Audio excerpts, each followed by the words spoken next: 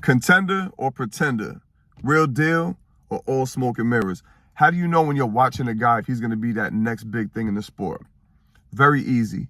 Look up his box rec, add up the wins, losses, and draws of all his opponents. That's equivalent to getting an inspection done on a car. Might look good on the outside, then you pop the hood and you see there's nothing but problems. You got a lemon. So there's like an epidemic of guys that are getting upset, if you want to call it that, or getting washed up by guys that look washed up, that are journeymen, that are old, out of shape, maybe 2 weight classes out of their real natural weight.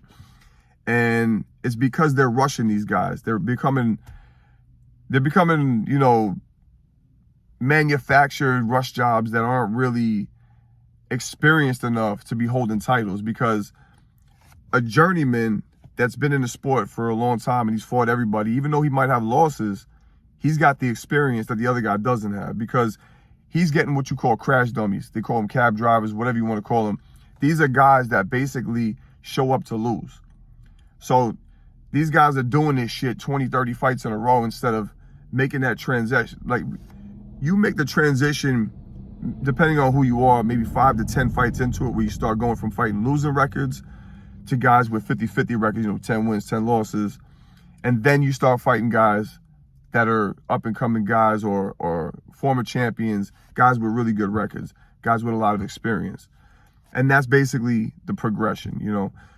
Now, when you got a guy that's the real deal, the guy that comes from, an esteemed pedigree in the amateurs, maybe he was an Olympian or something like that, you're going to see him a lot of times fighting guys with winning records straight out the gate.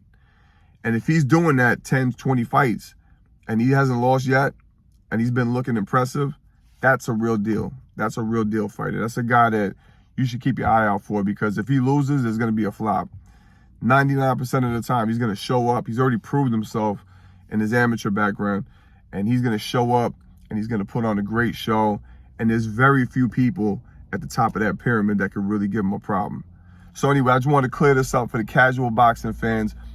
Look up your favorite fighter, add up the wins, losses, and draws.